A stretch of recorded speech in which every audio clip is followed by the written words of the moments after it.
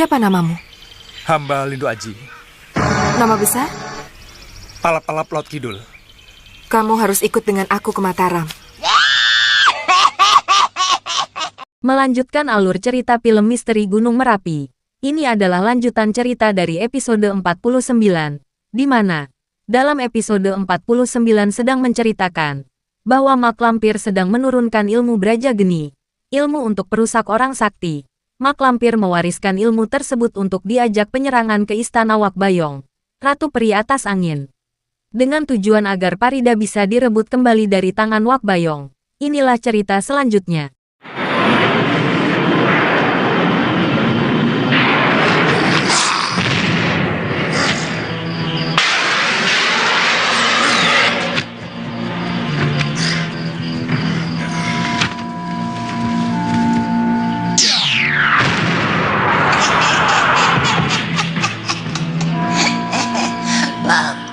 Setelah Mardian memiliki ilmu Braja Geni, warisan ilmu dari Mak Lampir, ia pun rupanya tidak sabar lagi ingin segera merebut Farida dari tangan Wak Bayong.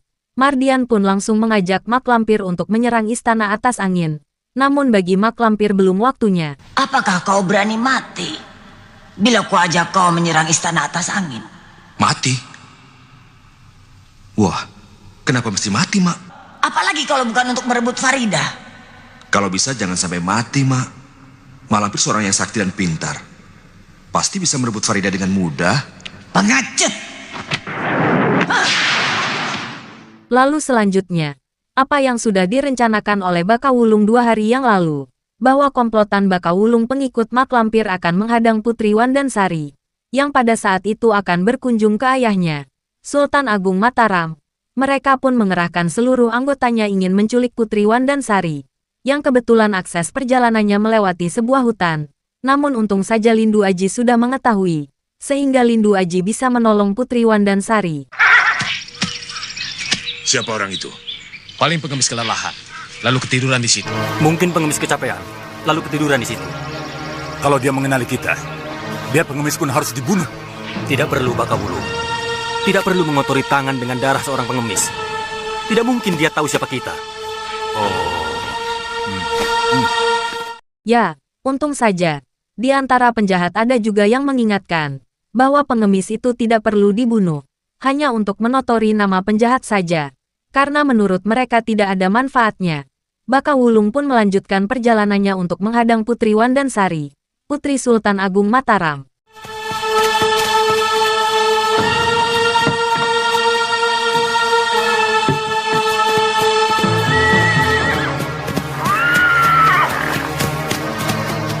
Tidak lama kemudian, Putri Wandansari pun tampaknya sudah mulai memasuki area jalan di sebuah hutan.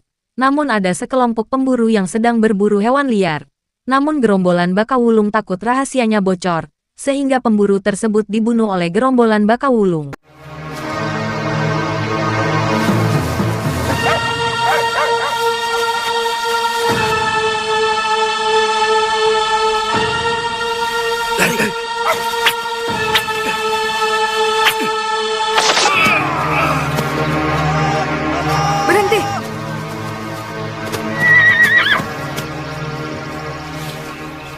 Saya mendengar ada orang berteriak-teriak minta tolong. Hamba juga mendengarnya, Gusti. Di dalam hutan sebelah sana. Kalau begitu, istirahat dulu di sini. Lalu periksa keadaan sekitar sini. Sendiko, Gusti. Prajurit yang mengantar sang putri pun memeriksa sekitar lokasi teriakan orang tersebut. Namun gerombolan Baka Wulung sudah membuang korbannya, sehingga sang prajurit pun tidak menemukan apa-apa. Padahal gerombolan Baka Wulung sedang bersembunyi di atas pohon. Mereka pun sedang mengintai para prajurit itu. Suara jeritan itu di sekitar sini. Tapi tidak ada apa-apa. Mungkin tukang cari kayu bakar, ketakutan melihat ular besar. Ayo kita kembali. Setelah gerombolan Baka Wulung meyakinkan bahwa orang tersebut prajurit pengantar Putri Wandansari, ia pun memberi kode kepada kawan yang lainnya untuk penyerbuan penculikan.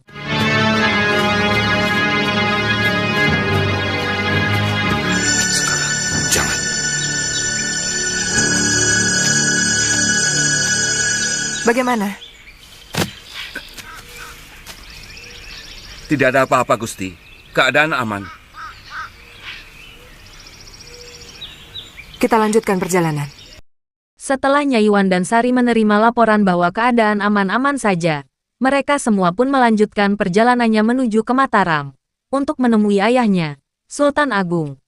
Namun setelah menempuh jalan yang sepi, gerombolan Bakawulung tiba-tiba menyerang dan membabi buta ingin menculik Nyai Wan dan Sari, putri Sultan Agung Mataram, sehingga terjadilah pertarungan besar-besaran di tempat itu.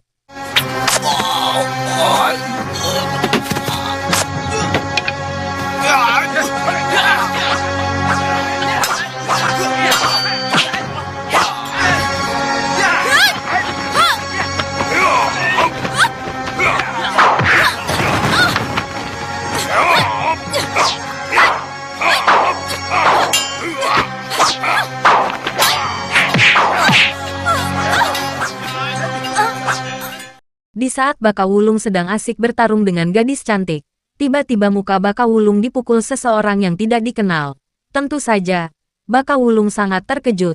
Siapa yang tiba-tiba memukul mukanya itu? Dan tidak disadari, ternyata yang mukul muka Bakawulung adalah Lindu Aji, sehingga pertarungan sengit pun tak terhindarkan.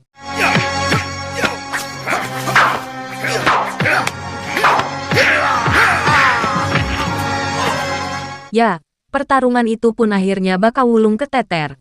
Lalu kemudian, ia pun mengeluarkan ajian pamungkasnya untuk menyerang Lindu Aji. Akan tetapi, Lindu Aji pun mempunyai ilmu andalan pamungkasnya, sehingga mereka berdua saling adu kekuatan pamungkas.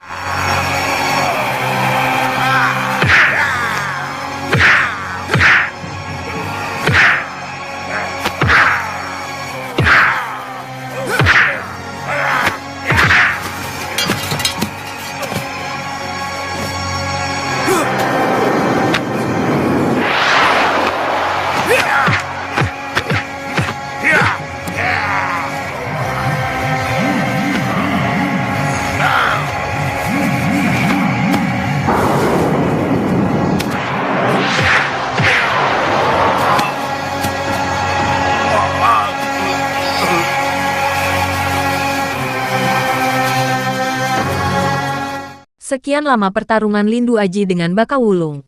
Hingga poin terakhir Bakawulung pun melarikan diri. Bisa jadi kemungkinan melapor kepada Mak Lampir. Karena Bakawulung murid Mak Lampir yang paling jitu untuk merampok jenis apapun. Namun pertarungan kali ini menemukan lawan yang sangat tangguh. Dan ilmunya pun di atas mereka. Akan tetapi, sebelum Bakawulung sampai ke markas Mak Lampir, kini Mak Lampir pun sudah melihat lewat baskom saktinya bahwa muridnya telah terluka. Dengan hanya sekejap mata Mak Lampir pun sudah berada di lokasi dekat pertarungan, menyusul Bakawulung, muridnya yang terluka. Tolong Mak Lampir, hanya Mak Lampirlah yang bisa menolongku. Tolong Mak Lampir.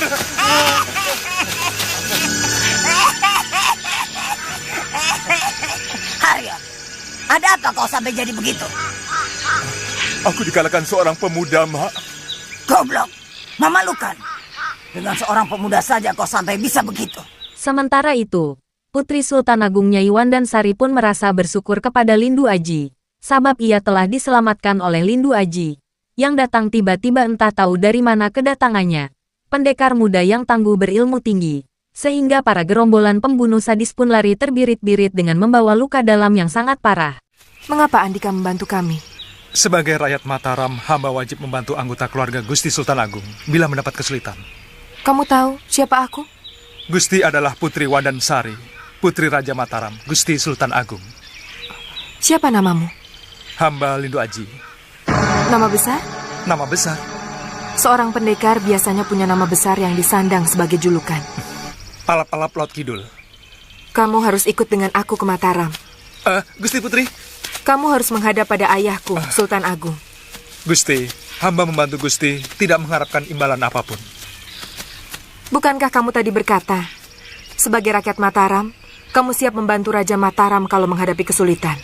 Belanda sedang melebarkan sayap untuk menjajah tanah Jawa. Gusti Sultan Agung murka, bertekad menghancurkan Belanda. Nah, tunggu apa lagi? Di sisi lain, kini Bakawulung pun masih meringik-ringik kepada Mak Lampir, gurunya, untuk meminta ilmu yang sangat tinggi, karena mereka merasa kalah dalam pertarungan melawan Lindu Aji, dan ingin membalas dendam kepadanya. Berikan aku ajian untuk mengalahkan pemuda itu, Mak. Baik, akan kujadikan kau orang yang sakti mandraguna, sehingga gunung pun bisa kau genggam. Tapi kau harus membayar mahal. Mahal sekali. Sehingga mungkin kau tidak akan sanggup membayarnya. Katakan, Mak. Setelah menerima ajian yang aku berikan, kau bukan lagi dari golongan manusia biasa.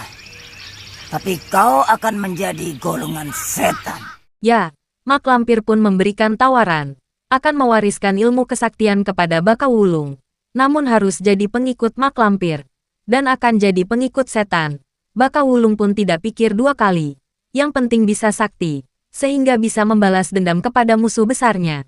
Ditempatkan dimanapun, aku tidak peduli. Yang penting, aku bisa menjadi orang yang bisa membalas dendam kepada musuhku itu.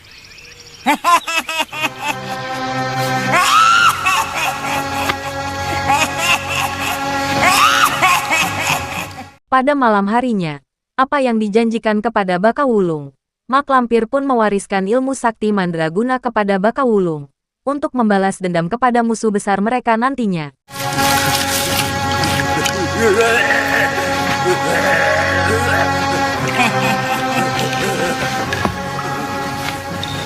Haji Bajra dan Nawa sudah kau penuhi. Sekarang kau telah sah menjadi golonganku. Meskipun bentukmu manusia, tapi sebenarnya kau bangsa setan. Alammu alam kehitaman. Tugasmu menciptakan kejahatan. Buatlah kedamaian dan ketentraman menjadi kekacauan dan huru-hara. Oh, japa mantra Bajradinawa. Singkat cerita, Baka Wulung setelah diwarisi ilmu oleh Mak Lampir saat ini menjadi sakti mandraguna. Pada malam itu juga, Baka Wulung membuat ulah dengan merubah wujud menjadi raksasa dan membunuh prajurit-prajurit Mataram yang sedang berpatroli di hutan perbatasan Jepara. Dan pada saat itu juga bertemu dengan Lindu Aji, yang beberapa waktu lalu telah kalah dalam pertarungan. Dan saat inilah Baka Wulung waktunya balas dendam kepada Lindu Aji. Gusti, mundur! Biar saya membereskannya.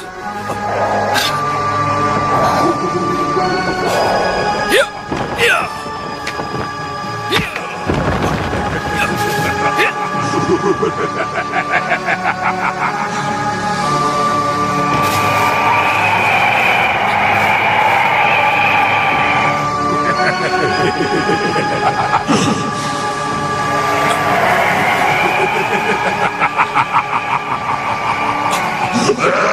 Kiranya sampai di sini dulu alur cerita film Misteri Gunung Merapi untuk episode kali ini. Mari kita nantikan di episode selanjutnya. Terima kasih.